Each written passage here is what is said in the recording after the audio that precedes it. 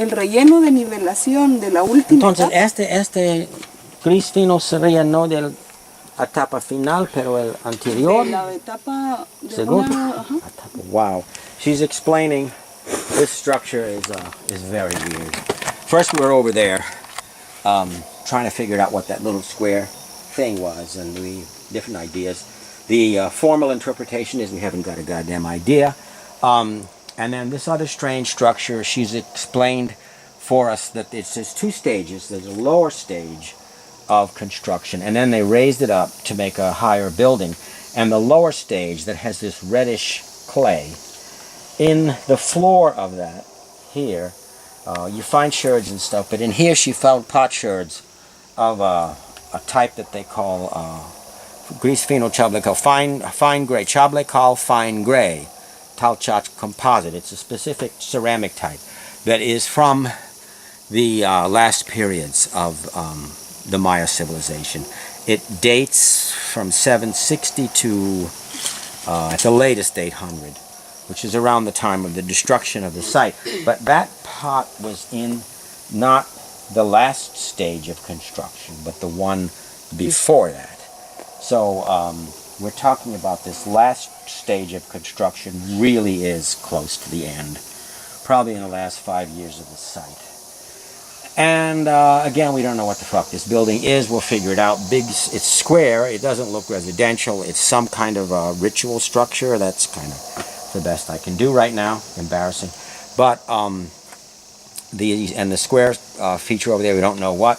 But what she's finding all the way around on the base level of the final construction are these human bones that we're going to have to analyze to see if these are sacrifices or unburied soldiers or whatever. But it's similar to what we're finding everywhere else.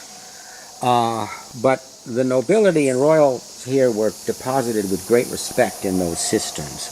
And I think now we have some lower class of population, soldiers or something, that were left on the surface. All of this is totally premature. Joaquin, who's with us, is also an osteologist who worked for the Forensic Foundation. And then we'll be taking it back to our osteology team and having those bones examined for cause of death and all the rest of it. But everything we're finding this year is kind of strange. So this structure is right abutting another larger structure, which is the big giant entrance, the other main entrance for the non-royals, high honchos, as you can see. And this was the other one. And up on top of that, in the mud, is where they found the burial of the last king, who was also assassinated with his queen. And they were buried with lots of goodies, beautiful stuff, and his necklace that said he was the king, but in mud. I mean, there was no tomb. He was buried in like between 60 and 80 centimeters from the surface in mud. So it was part of that ritual assassination. But even rapidly buried with respect, the ground was stained with these giant headdress feathers, the mud.